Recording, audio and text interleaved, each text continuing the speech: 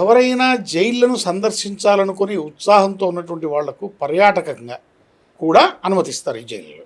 Okay. ఈ జైళ్లకు permission తీసుకొని వెళ్ళి అచ్చా. అక్కడ ఉన్నటువంటి పరిస్థితులను అధ్యయనం చేయొచ్చు. ఒక పర్యాటక కేంద్రాలకు కూడా వీటిని తయారు చేశారు. అవునా? అంటే గతంలో కంటే ఇప్పుడు కొంత మార్పు జరిగినట్లేగా. రైట్. ఇప్పుడు తీహార్ జైలు ఉంది, చాలా ఫేమస్ అది యాక్చువల్గా. ఇంకొకటి దక్షిణాసియాలోనే నెంబర్ 1 జైలు, అంటే అతిపెద్ద జైలు అంటారు. ఏంటి దాని స్పెషాలిటీ? తీహార్ జైల్ 1957లో నిర్మాణం జరిగింది. ఓకే. ఢిల్లీలోని చాణక్యపురి నుంచి ఒక 7 కిలోమీటర్ల దూరంలో ఈ యొక్క జైలు నిర్మాణం చేశారు. దీంట్లో దాని కెపాసిటీ ఒక 6,300 ఖైదీలు అయితే అంతకు మించి ఎక్కువ కెపాసిటీ ఖైదీలు అందులో ఉన్నారు. ఓకే. ఇందులో అత్యంత ప్రమాదకరమైనటువంటి ఖైదీలను, ఉగ్రవాదులను ఉంచుతారు. అయితే శ్రీమతి కిరణ్ బేడి అని ఒక ఐపీఎస్ ఆఫీసర్ ఉండే గతంలో. అవునా? చాలా ఆమె ఈ జైలర్, ఈ యొక్క తిహార్ జైలుకు జైలర్. ఆమె సమయంలో జైళ్ళ శాఖకు ఆమె ఉన్నతాధికారి. ఓకే.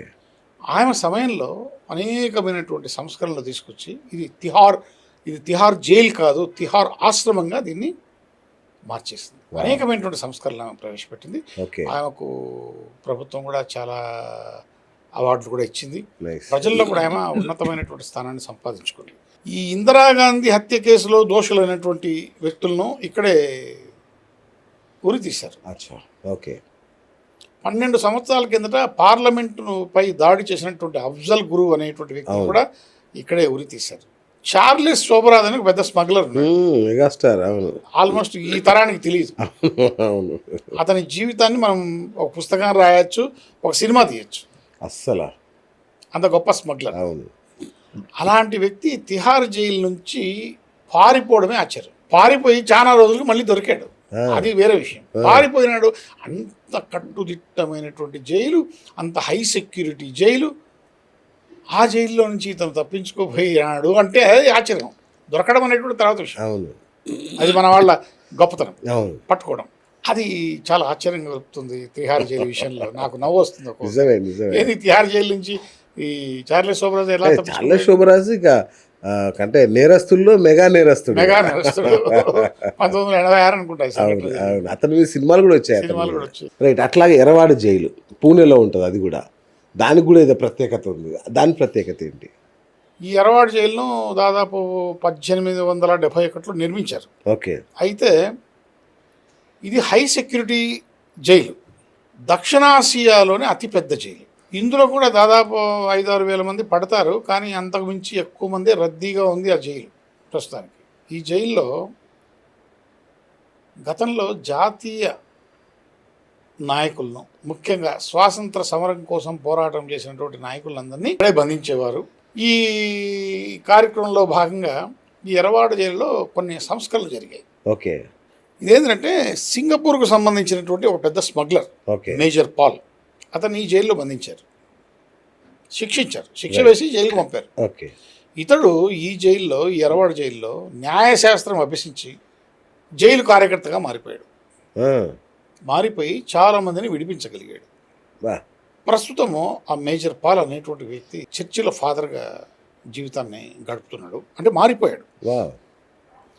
అయితే ఈ జైల్లో సహయోగ ట్రస్ట్ వ్యవస్థాపకులు అయినటువంటి సరోధే అనేటువంటి వ్యక్తి మహాత్మా గాంధీ యొక్క జీవితము, ఆయన లైఫ్, ఆయనకు సంబంధించినటువంటి నడవడిక, ప్రవర్తన, ఆయన చెప్పినటువంటి అనేకమైనటువంటి కార్యక్రమాల మీద ఇక్కడ ఉన్నటువంటి ఖైదీలకు క్లాసులు తీసుకుంటాడు. తీసుకొని సంవత్సరం పాటు క్లాసులు చెప్పి సంవత్సరం తర్వాత పరీక్షలు నిర్వహిస్తారు. అంటే ఇది ఎందుకు పెట్టారంటే ఖైదీలలో మార్పులు తీసుకురావాలి, గాంధీ జీవితాన్ని ఆదర్శంగా వీళ్ళు తీసుకోవాలి, అహింస ముఖ్యంగా అనేటువంటిది ఆయన మహాత్మా గాంధీ వెపన్ కాబట్టి ఆ వెపన్ను వీళ్ళకి కూడా, ఈ వెపన్స్ను, ఒరిజినల్ వెపన్స్ను తొలగించేసి ఈ వెపన్ను చేతుల్లో పెట్టి బయటికి పంపించేస్తే ప్రశాంతంగా జీవిస్తారు, నేరాలు చేయకుండా బతుకుతారు, కుటుంబాలతో సంతోషంగా జీవిస్తారు అనేటువంటి ఉద్దేశంతో ఈ యొక్క కార్యక్రమాలన్నీ చేస్తూ గాంధీ సూత్రాలను బాగా పాటించేటువంటి జైల్లో ఏదైనా ఉందంటే ఎర్రవాడ జైలు. వావ్. మరి ఈ సబర్మతి జైలు ఏంటి? అది కూడా సబర్మతి సెంట్రల్ జైలు కూడా గాంధేయవాద పద్ధతిలో నడుస్తుందా? ఇది ఇంకా అద్భుతమైనటువంటి జైలు. ఆ, ఎందుకంటే ఈ జైలు 1895 అనుకుంటాను ఆ టైంలో నిర్మాణం చేశారు, ఎక్కడ గుజరాత్లో. ఈ జైల్లో ఉన్నటువంటి ఖైదీలను సంస్కరించడానికి ఎన్ని అద్భుతమైనటువంటి పద్ధతులను అనుసరిస్తున్నారో చాలామందికి తెలియదు. Indira Gandhi national open university, BR Ambedkar open university దూర విద్యను అందిస్తుంది ఈ ఖైదీలకు. అచ్చా. అది కాకుండా ఇస్కాన్, రామకృష్ణ మిషన్, ఆర్య సమాజ్, అలాగే art of living, Ramachandra mission, Ravishankar, Patanjali యోగా ఫిట్, ఆ, గాయత్రి పరివార్, ఈ సంస్థలన్నీ కూడా అక్కడ ఖైదీలకు అనేకమైనటువంటి అభ్యాసాలు, యోగా ఇవన్నీ నేర్పిస్తూ వాళ్ళందరినీ సంస్కరించే దిశలో అవి అక్కడ పనిచేస్తున్నాయి. ఇవి చేస్తున్నటువంటి కృషిని మనం అభినందించాలి. ఓకే. ఆ ఖైదీలు కూడా వీళ్ళందరికీ సహకరిస్తున్నారు. అలాంటి అద్భుతమైనటువంటి మార్పుకు చిహ్నం ఈ సబర్మతి జైలు. సో సబర్మతి ఆశ్రమం లాగానే తయారైంది. ఈ సబర్మతి జైల్లో కూడా అనేక మంది జాతీయ నాయకులను అప్పుడు ఆ కాలంలో నిర్బంధించడం జరిగింది. కానీ ఇది మాత్రం నేను ఇప్పుడు మాట్లాడినటువంటి జైలు అన్నిటికన్నా అద్భుతమైనటువంటి జైలు ఏదంటే సబర్మతి జైలు. ఎక్కడ ఉంది సార్ ఇది? Gujarat. Okay, okay, super. Gandhi పుట్టిన దేశం. అవును, అంటే సబర్మతి ఆశ్రమాన్ని దీనికి మార్చారు, అట్లా కాదు? లేదు, సబర్మతి జైలు, దీని పేరే సబర్మతి అని పెట్టారు. రైట్.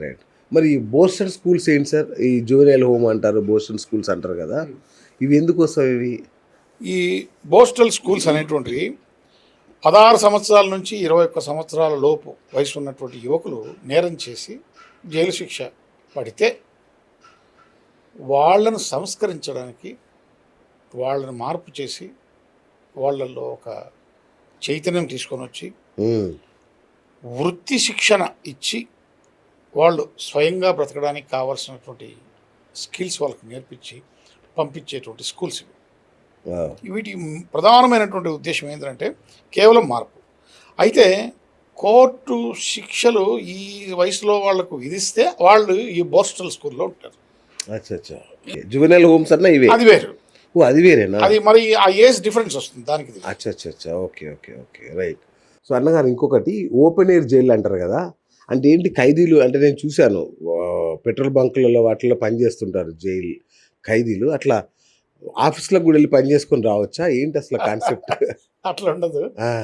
ఓపెన్ ఎయిర్ జైల్స్ అంటే ఏంటంటే క్షణికావేశంలో ఆవేశపూరితంగా నేరాలు చేసి జైలు గోడల మధ్యకు వాళ్ళ జీవితాలు నెట్టవేయబడి నరకప్రాయంగా వాళ్ళ జీవితాలు మార్చబడి, ఓకే, ఎందుకురా ఇలా చేశాం, కుటుంబం, భార్య, బిడ్డలు, అన్న, తమ్ముడు, ఆప్తులు ఉన్నటువంటి వాళ్ళందరినీ వదిలిపెట్టి ఒంటరిగా ఇక్కడికి రావాల్సిన పరిస్థితి ఎందుకు నేను కల్పించుకున్నాను, ఎందుకు నేను తప్పు చేశాను అని చాలామంది మానసిక వ్యధ అనుభవిస్తారు.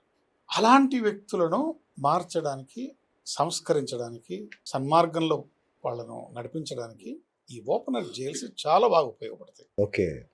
నేను ఇప్పుడు ఫర్ ఎగ్జాంపుల్ అనంతపురం జిల్లా బుక్కరాయ సముద్రంలో రెడ్డిపల్లి విలేజ్లో ఒక ఓపెన్ ఎయిర్ జైలు ఉంది. ఓకే.